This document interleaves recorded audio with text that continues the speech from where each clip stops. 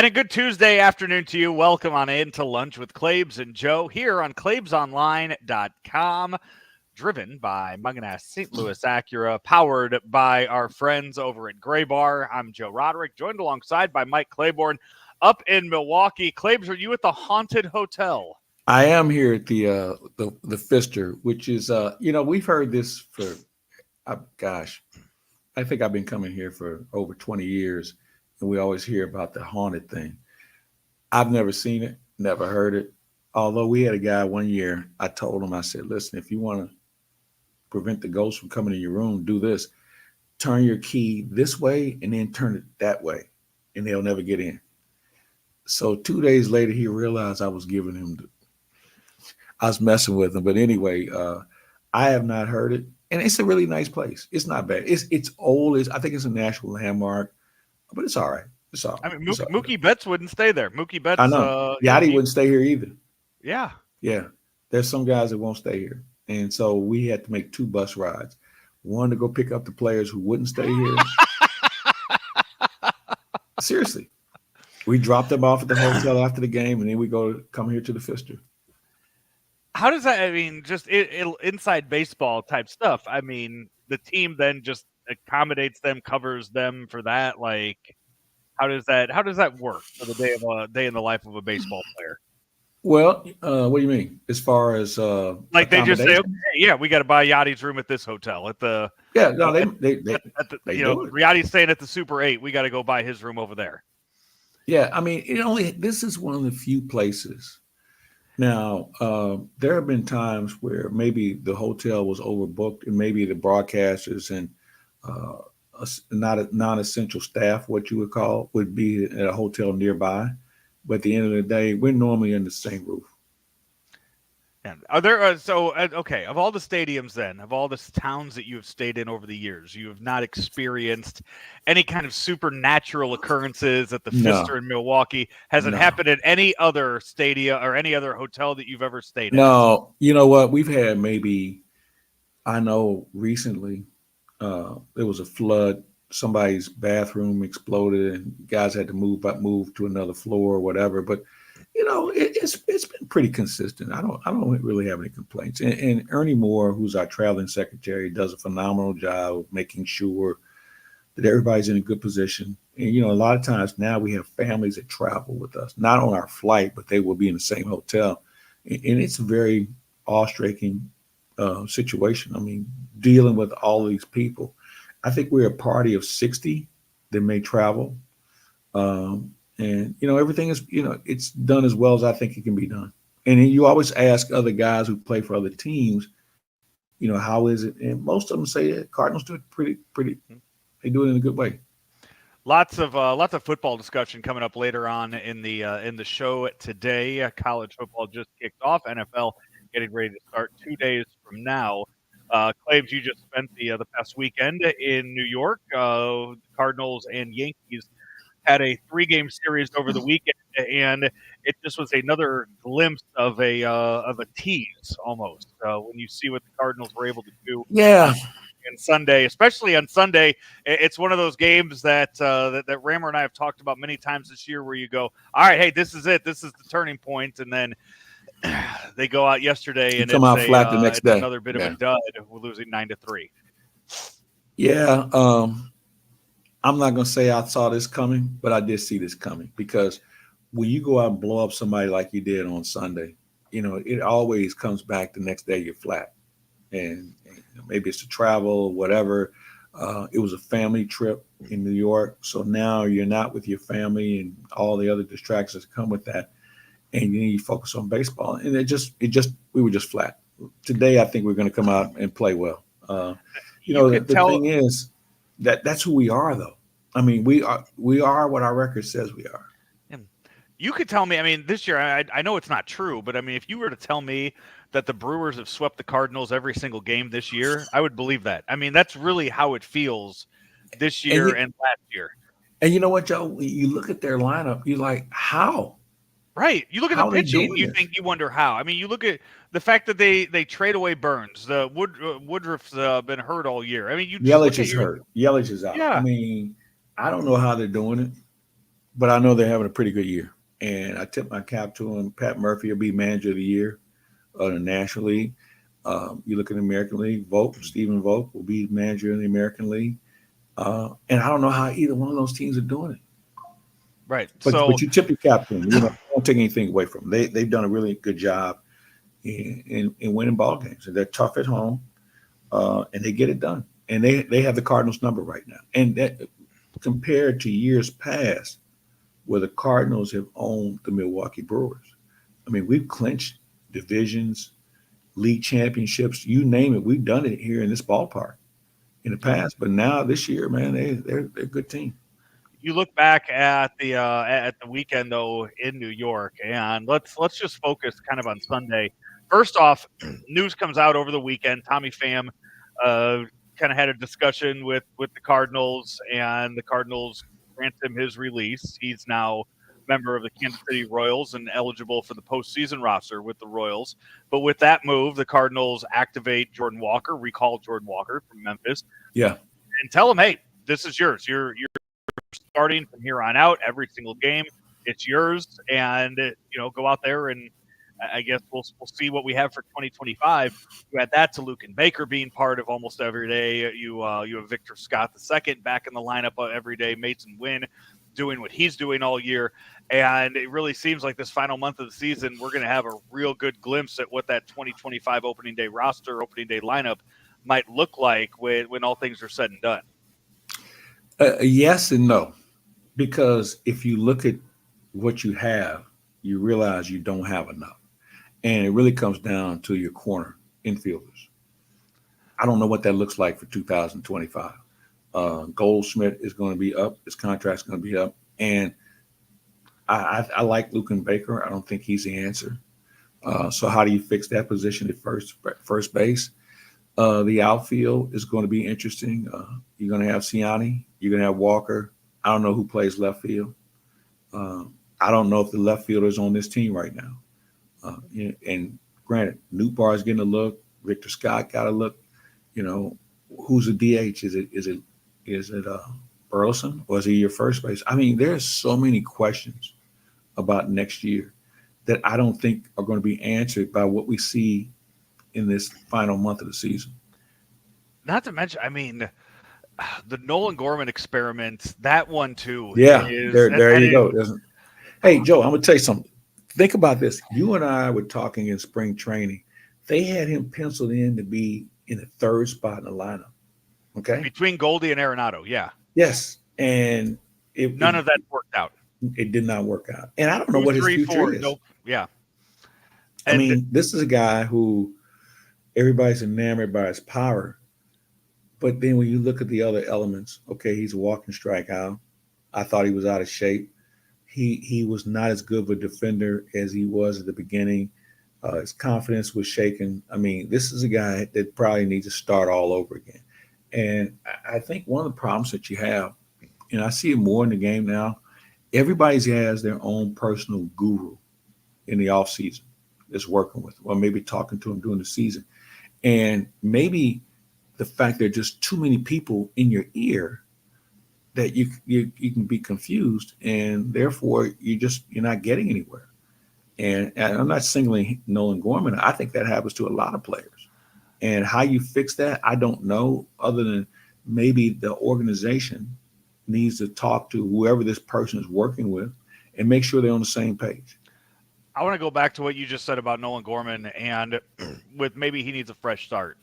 We're hearing that way too often, I feel like, with the Cardinals right now. Yeah. We heard it with Dylan Carlson before the trade Mm-hmm. deadline, talking about, yeah, maybe he needs a fresh start. I feel like we heard that with Jack Flaherty. Maybe he needs a fresh start. It seems like it is just over and over again. We are hearing that with a lot of these guys that 25 and younger, and we're talking about that they might need a fresh start somewhere. Well, That that seems to be. I mean, that's a broken record right now. That is yeah. not really conducive to developing talent in at the Cardinal level. And you know where I think that comes from? They maybe started too early. They may not have been ready. We thought we could rush a guy and he could learn on the fly, and they weren't ready. I mean, I don't know. I haven't looked at it, but I'd wonder for some of the people you mentioned, how many at bats how many innings did they have in the minors? And I bet they were well below what they normally would be considered reasonable. And but it's always a rush. Every organization is doing it where they're rushing guys to the show. And instead of them staying here, they're on a shuttle. And some of them can't handle that because they've never been used to failure. So it's something I think that the game has got to take a longer, harder look at. Yeah, and it's something. I mean, we're sitting here talking about Newbar possibly being a not being on the team next year, not being the left fielder going into the offseason, and that's another. It's just another line of outfielders So that we're looking at. no, you're right. And you know what? The thing with Newbar, I think he's a fourth outfielder on a very good team. I don't think he's a guy. There's too many things that you can raise your hand to with regard to saying, okay, he can do this, but he doesn't do that as well. He's very good at this, but what about that? I mean, there's just too many highs and lows with him. And I think that comes from a development standpoint. And remember, he's hurt a lot. Yeah. I mean, he's hurt. I mean, he's been hurt what twice this year so far, and last year he had some issues. So we don't really know who he is because we haven't seen the consistency whether he's in the lineup or whether he's hurt. And I mean, he has the personality to just be so marketable that you do fall into a trap of Yeah, wanting you're right, to push him to become that star that the on-field play just doesn't match up. Joe. You couldn't be more right. And I think that that's kind of and you use the word personality. And we want him to succeed, and we keep pushing him and pushing him. But maybe this is as far as he can go. And it's a trap you fall into. And when we see this all the time, but at the end of the day, I don't know, man. I think the jury is out on him. Game tonight back in Milwaukee as Steven Matz makes his return to the mound. It's been a long time since we've seen Steven Matz pitch for the Cardinals this year, and we will see it again. What has he had? 4 or 5 starts on the year? I think It's been so long, I can't remember. I don't know. Yeah. And that's one of the questions I'm going to ask Ali. Who is Steven Matz? What are you looking for from him? What does he do well? Because it's been a while since we've seen him. Yeah, and that's one that you're kind of you're pushing a few guys back a couple days. And, that's fine. They need to rest because these guys. We have some guys who are long in the tooth who probably could use an extra day. But the issue here is, okay, these guys are supposed to be a Band-Aid, all right? So they ended up being a real important part to this team. So what does next year look like? I mean, because you have to think down the road too. I mean, when you look at how this thing is set up, you thought they'd come in, give you some leadership, give you some innings, and they've done that for the most part. But now we're on the back end of the season, and we're seeing a different result from some of them. So what does that look like moving forward? And who's ready to step in and replace them or really help the situation? And there's another question we have to answer. I would really like to see McGreevy get another start in this month, maybe 2 more starts this month. Well, I don't know how that's going to happen because he's not on the roster unless somebody goes down. He's on the 40 man. Yeah, but what I'm saying is, on your 26, I mean, who are you going to send out? Who are you going to? Well, you got 29 now. You have spots for 29 at the with September, and I think in the 29. So far, they've only called up 2 though, right? They activated Ciani and now they activated Matt. So they unless there's somebody else up in Milwaukee right now that they haven't yet. So you do have you have one spot. Yeah. And I think your point is good. It may be, but I think if I'm not mistaken, you can only have 14 pitchers. I don't know how that works with the new. No, you can only have 14 pitchers. Yeah. Even with the 29? Yes. Okay. Mm-hmm. I mean, Steven Matz is up there, so you got a possible IL. And you're paying him. You're paying him. So on the cusp. So you're paying him what, $12 million? So he's here whether you like it or not. You got an up close view of the Yankees this past weekend. Are they the real deal? No, not impressed whatsoever. Okay, Soto, I'm fascinated by his hitting skills. I wouldn't give him a glove to play in the outfield. Judge is the real deal. Everybody else in their order is pitchable. Yeah. So I don't think they're as good as people think. They have not been good since June. I mean, you look at their record; they haven't been that good. Um, I'm not impressed. I wasn't impressed at all. Soto, I mean, it was an adventure for him on Sunday with Well, you know what though? In fairness, it went from being a very cloudy, overcast day to a sun field, and he wasn't the only one who was having problems in the outfield. well, he also slid into second base at one point and ended up 4 feet short of the bag. So, I mean, Yeah, that was the that was issues he amusing. the issues And he you had know what weren't they, tracking you fly know balls. what that was one of those things where he was running on the count, and he didn't look in and see what was going on. So again, I'll put a bat in his hand any day of the week. Right. The other things are, and he's a guy we mentioned Newbar. He has that sort of personality as well that has endeared people with regard to wanting him to do well. Hmm. But I'll take him. He's Right. better than anybody we have in the outfield. Absolutely. All right, let's take a quick break. When we come back, it's going to be a lot of football talk from here on out, right here on Lunch with Claibs and Joe, powered by Gray Bar, driven by Munganess St. Louis Acura. Let me get this straight. Gray Bar is a distributor? Yep. For more than 150 years, we supported electrical and datacom projects all over the country. So you can get me products wherever and whenever I need them. Yep. Thanks to our expansive national logistics network. For any industry? Yep. From construction sites and industrial plants to schools, hospitals, and just about everything in between. So you could say Gray Bar is much more than a distributor. Yep, you could say that. They really do it all. Yep. When you need a hand powering, connecting, or maintaining your operations, join the thousands of professionals who rely on Gray Bar to help keep them up and running. Yep, Gray Bar does that. Back here on Lunch with Claibs and Joe, powered by Gray Bar, driven by Munganess St. Louis Acura, and Claibs also sponsored by the Missouri Athletic Club. Missouri Athletic Club, one of the hot spots in St. Louis when it comes to business, entertainment, family. You can do it all under one roof. They have 2 locations, and when you have a chance to sample what they provide with regard to amenities and all the things that you may need for your company or being with a family gathering, whether it's a wedding reception, business meetings, doesn't make a difference.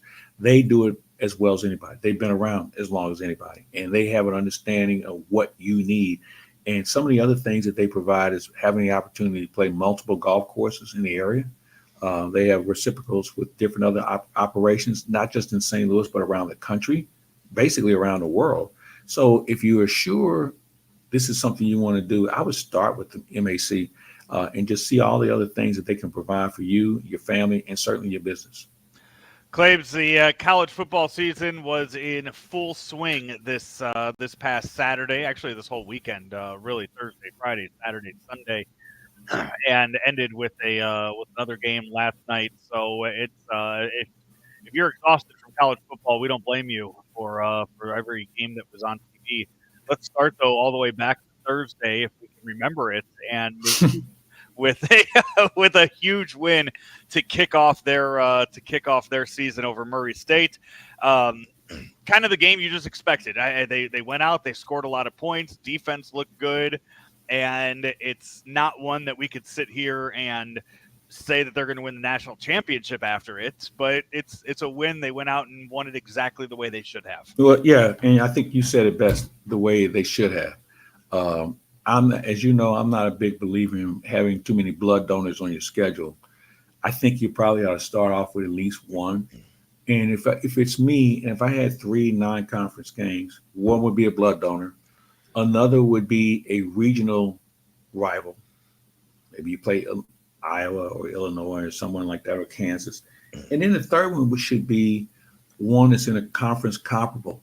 So if you finished 5th in your league last year, you should play the 5th place team in maybe the ACC or the Big Ten or whatever, just to see where you're at, because I think it gives you more credibility. But going back to what they did against Murray State, exactly what they needed to do. So my question is, did they bite off more than they could chew with Boston College, who went into Florida State and pinned one on them? Yeah, that's a that one. You kind of looked at the Mizzou schedule beginning of the year, and you saw the names of the schools, and you were like, "All right, 4-0, real easy." And then you watch Boston College last night, but this is 2 games now that we've seen Florida State come out and Good point. mess the bed. Maybe Florida State just sucks this year.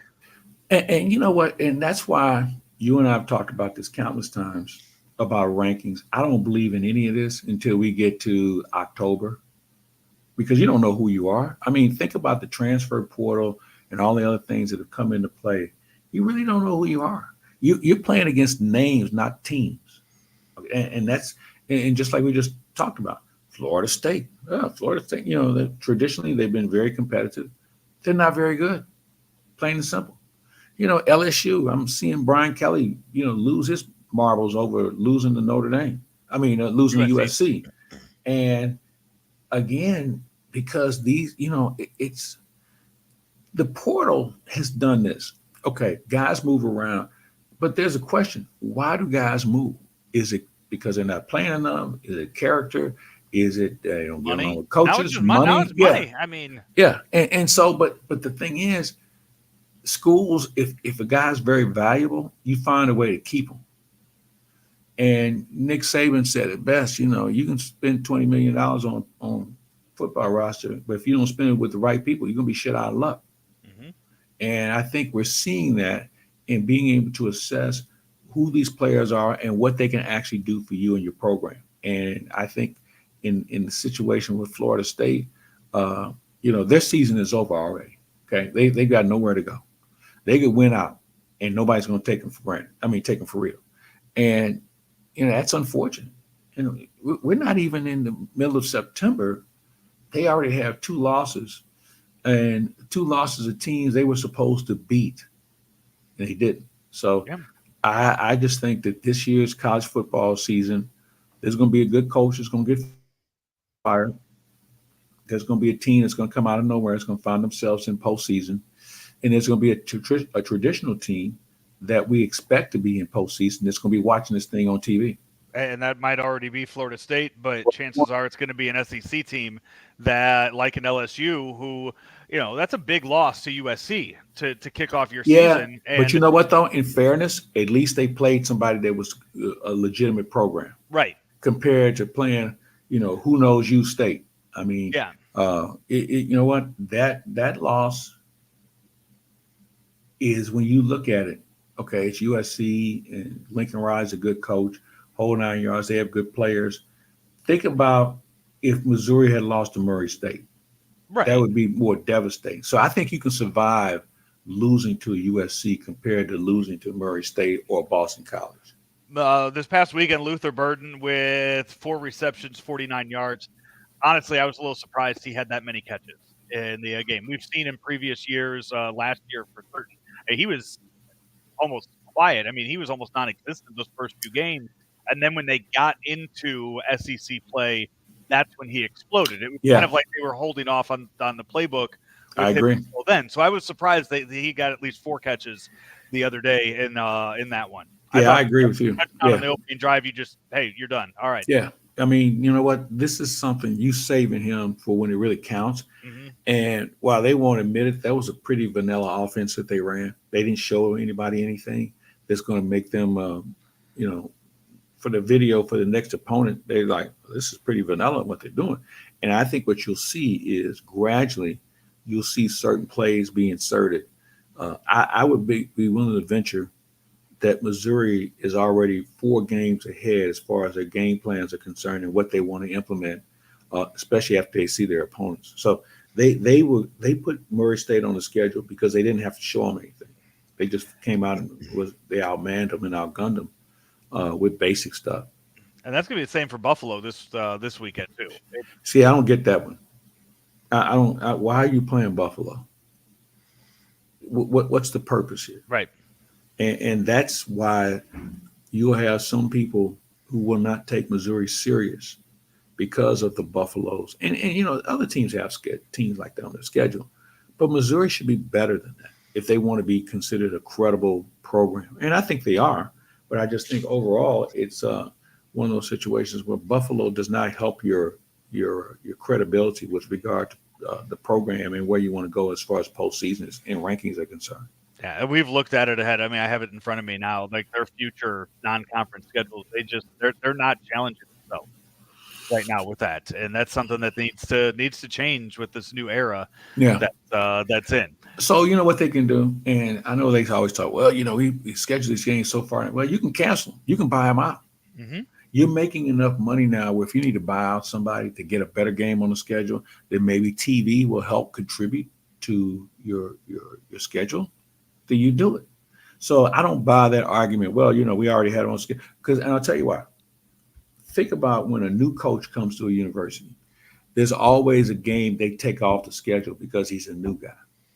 And he may not have the talent to be able to play that team. You can do that on the other side of the coin, too. Were you able to watch much on Saturday? I know you guys had an afternoon. Yeah, I watched a little bit of it. I was in and out. I was trying to keep up with it, but I will be able to lock and load this week.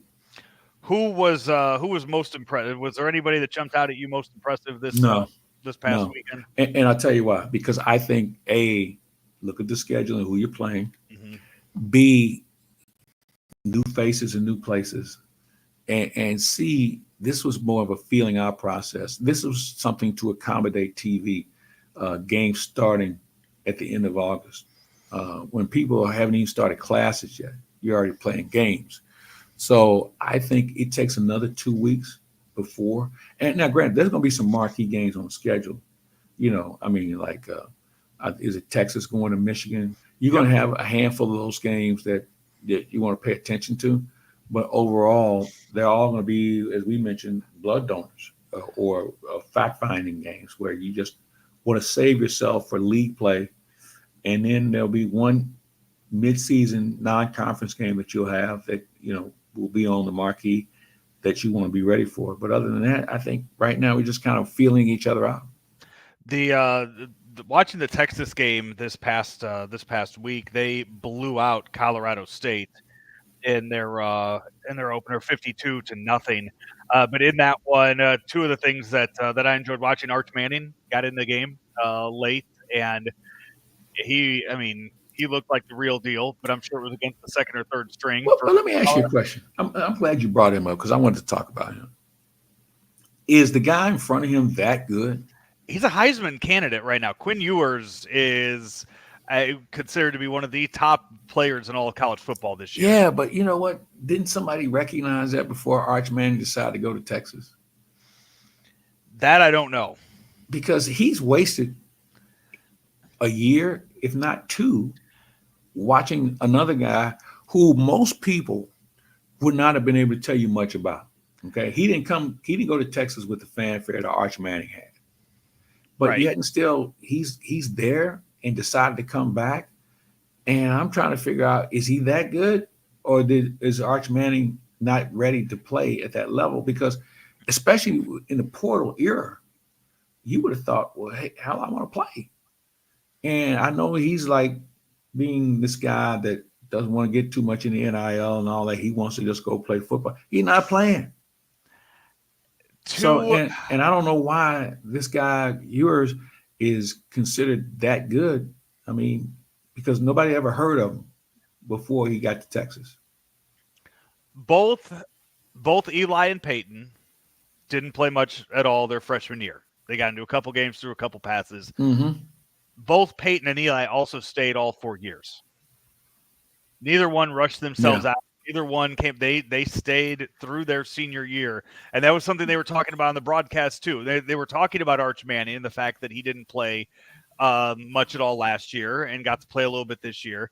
And they kind of even threw out there, I guess, Quinn Ewers maybe not seen as the most durable player, talking about Arch is going to have plenty of opportunities this year, and saying that, hey, you got to remember too, like he comes from a family that really, valued staying through your senior year, and where some people will look at that and say, he's too old. Like look at Penix. They just got drafted by the Falcons, and people talking about how old he was coming out. You're not going to get that same criticism out of a guy with the last name of Manning. Yeah, no, it's a good point you make. And he already has money. I mean, NIL, he's making more money than some rookies in the NFL are making. Okay, Yeah. so that's not an issue. Uh, I think that you make a good point about the age factor, where when you come into the NFL, you're going to be NFL ready. Uh, and we're seeing more guys who stay longer, that they come in and they're ready to go. And I think that's why we see so many quarterbacks and position players step in and start in their rookie year compared to holding a clipboard or being on the sideline because they weren't physically or mentally ready to play this game. I think that gap has been narrowed a great deal. Our picks this past weekend restarted that for this year. Claibs, me, you, Howard, Andy Hanselman, Frank Cusimano, and Jim Thomas all putting our picks in each and every week. 5 games on the schedule for this past week: Clemson, Georgia; Penn State, West Virginia; Miami, Florida; Notre Dame, Texas A&M; and USC and LSU. Claibs, we all picked LSU to win that game. Yeah. Yeah, we all picked that. Howard and I were the only two that picked Miami to beat Florida this past weekend. So that was another one. How many people picked Penn State to go into West Virginia? You, Howard, and Andy Hanselman all picked Penn State to right. go there. Yeah. So the only unanimous one we had, we all picked Georgia to win. And why not? Yeah, that. And the criticism of Dabo Swinney this weekend was fascinating to see, because it was there last year, but then getting beat as much as they did this past weekend really opened up some eyes. Yeah. I think Pat Forty tweeted out and got answers pretty quick, because Dabo Swinney has been very much against the transfer portal since it has blown up the way that it has. And Pat Forty kind of just tweeted out saying, how many guys did he get? Like, how many guys transferred to Clemson this offseason? 0. Right. Nobody. He got nobody in the transfer portal. I don't know if that was lack of effort or he just doesn't believe in it. But well, I understand he doesn't believe in it. He thinks it's the wrong way to go about it. And now he's letting his philosophy override his commitment. And you have some people who really kind of want to run him off anyway. Dabo's been outspoken about a few things that probably have nothing to do with football. And there are people who are waiting in the weeds. I think the two people that people want to have a target on their back is Dabo and Deion, because of who they are and what they say and how they do things. And Clemson has been a very good, solid program under Dabo. Okay, that's not change the narrative here. But his feelings and his philosophy is going to be challenged, because if you don't have good players, you're not necessarily a good coach. And I don't know how long that's going to last with him. Now, they're stuck with him because he's got one of those long-term contracts where he's making a whole lot of money at Clemson. So something's got to give. I don't know how that's going to work. But that program has got some real questions they need to address as far as how they are going to be competitive down the road. Do you think he makes it through the whole season? Yeah. It's too much money on the table for him not to. I mean, we saw Jimbo Fisher get bought out for a lot of money down at Texas A&M. Yeah, I don't think that's going to happen. Who's hotter then, Norvell's or Sweeney's? Good question. Norvell probably, because there's not as much money committed to him as there is Dabo, and Dabo's actually won. Again, his philosophy is different than everybody else's, so something's got to give between people accepting who he is or him accepting where we're going.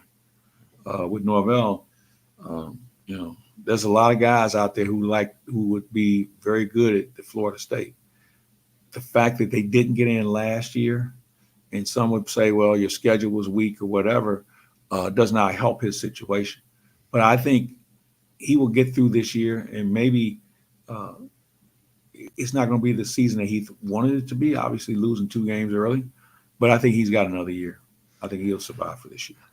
I mean, if they want to cut ties with Norvell, there's a Florida State alum out there who would attract a whole lot of players from that state to come there and play True. for them, and really all around the country but would come and play for him, regardless of what his record is at Colorado. But here's the thing: he got to win some games himself too. Yeah. Okay. I mean, Deion Sanders has done a really good job in creating interest and attraction to the game. He's put a program on the map, 2 of them on the map in Jackson State and certainly Colorado. But now, being in this conference that he's in, he's going to have to win some games beyond non-conference games. Now, can he do it? Yeah, I think he can. I mean, he has the highest turnover rate of any college in football with regard to the portal. So he's treating it like a business of trying to win now. But I think in order for him to be a candidate for Florida State, he's got to win some games at Colorado first. We will take a break. When we come back, wrap up today's show with some NFL talk as the season kicks off on Thursday. Lots of football Thursday, Friday, and Sunday and Monday for the NFL schedule this week. Talk about that when we come back right here on Lunch with Claibs and Joe. Are you ready for a challenging and rewarding career? There are quality jobs in the construction industry. I got out of college and my career choices were very limited, and this provided me with a plan for the present and the future at the same time. I actually have a bachelor's degree in psychology, and I was making less than I make as a first-year apprentice painter. I didn't go to college. I have no college debt. I make more money than the majority of people I know that went to college. Take your first step towards a rewarding career. Visit stlouispdf.org. Back here, Lunch with Claibs and Joe, powered by Graybar, driven by Munganass St. Louis Acura here on Claibs Online. The NFL season gets underway Thursday, Claibs. It's Chiefs and Ravens. But I have a feeling that all eyes and all the stories are going to be on that Friday game and everything that's going to come out of that, not football related, down in Brazil between the Packers and the Eagles. Already starting to hear stories before that game's even played about what's going on down there in Brazil. I'm new to what's going on in Brazil. I mean, players. I'm just saying with the crime rate down there. And but hold on. I've been there multiple times. There are pockets of Brazil, and especially in Rio, that are very safe. It's an impoverished country, okay? It's no different than Philadelphia or some cities in this country. But because you're on new turf, the situation is magnified even more. But it's no different than what we deal with in this country. Players being told to not leave their hotels, just kind of hang out in their hotels and not go anywhere. Well, I got news for you. There are places in this country that players are told stay in a hotel, and remember, this is not like baseball or other sports where you're there for 2-3 days in a row. Okay. You're there for maybe 3 days, one time in your career when you go out of the country to practice and everything else. Those things were taken into account before they booked this game. And so while we make a big deal of it, there are places in St. Louis. I mean, players if players were in St. Louis for an extended period of time, they don't go very far from the hotel. So because we're in a different country, we make this a bigger issue. This same thing happens right here in this country, and people don't want to acknowledge that, but it's true. It is what it is. Thursday night kickoff. It is the Chiefs, the Super Bowl champions, hosting the Ravens. I have not looked. I'll look it up as we're talking here for Super Bowl odds. Who would you say right now is the odds-on favorite to win the Super Bowl this year? Boy, that's a good question. Because the way this game is played, and you have so many games now, it's all about who's healthy. You lose 1 or 2 guys on your roster and you're done, okay? And there's no way you can replace them. But, Kansas City has the fire, obviously, because they want to try and be a three-peater. I don't know if they have enough talent in certain areas. We go back to last year and we were like, who are these guys that Mahomes was throwing to? Okay. They weren't really household names. They didn't have a running game to speak of, but yet and still they found themselves in the Super Bowl. I think teams like that can be caught better with teams that have better defenses. I think if you have a good defense, you can win this thing.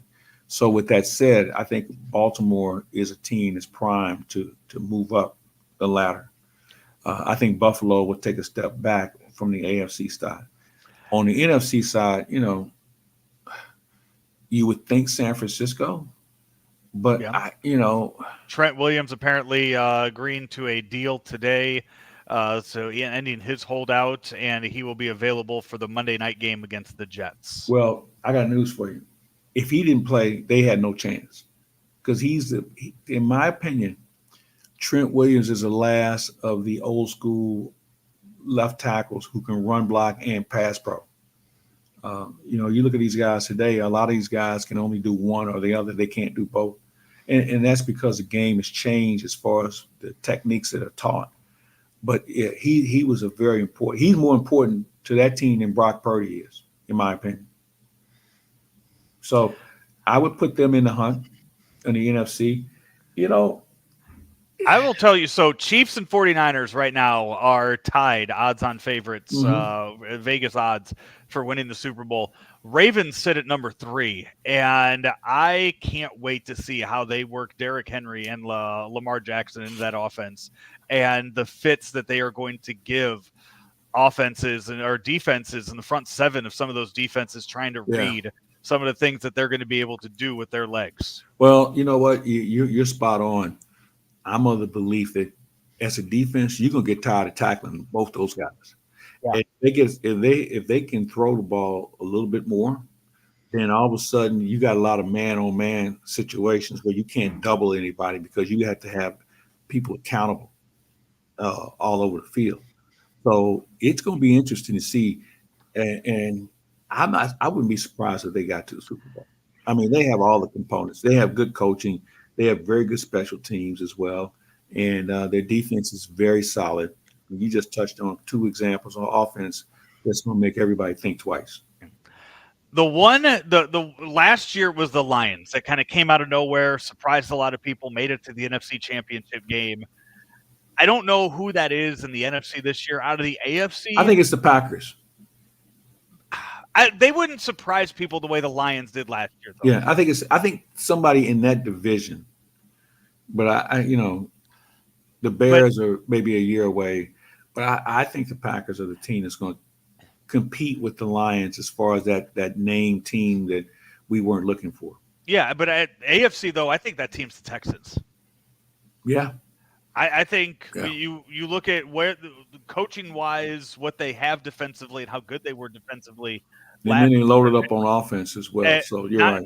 Not only that, I mean, C.J. Stroud had just such an incredible rookie season last year. You add Stephon Diggs, you add Joe Mixon to that.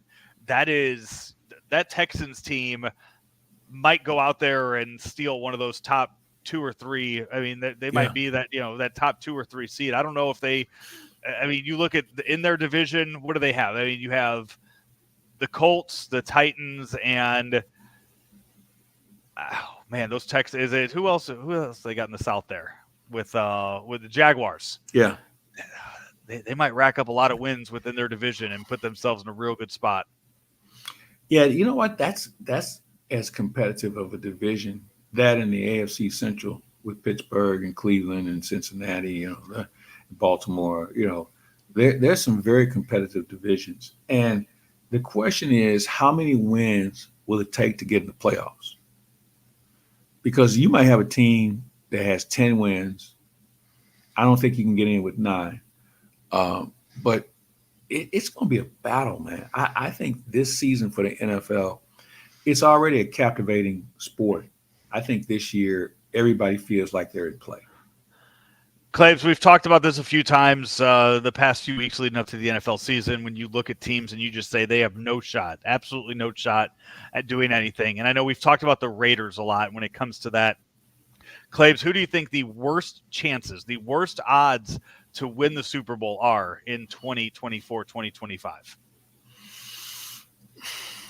Cardinals? No. Cardinals, Patriots. Far and away. I forgot about them. Yeah. I forgot about them. You're right. Plus 30,000 for the Patriots to win the Super Bowl this year. Yeah, I forgot about them. They have no talent on either side of the ball that's going to make them relevant. And Gerard Mayo, we're going to find out if he can coach. I'm told he's a guy that can get people motivated and get them going. But they don't have enough good players. Plain and simple. No, absolutely not. Claibs Hall of Fame weekend in St. Louis for the Cardinals with the Mariners in town. What do you have lined up for Hall of Fame weekend? That's a good question. I know a lot of people will be in town. I'm not sure what we have. Ben Boyd and I'm going to talk to him later today. We had somebody scheduled, but they couldn't make it. They couldn't do it. But we'll have some good guests coming in for sure, especially on Friday night. Seattle's coming into town. So it'll be an interesting weekend. I'm just looking forward to when Al Robosky will be a Cardinal Hall of Famer. He should have been one well before now.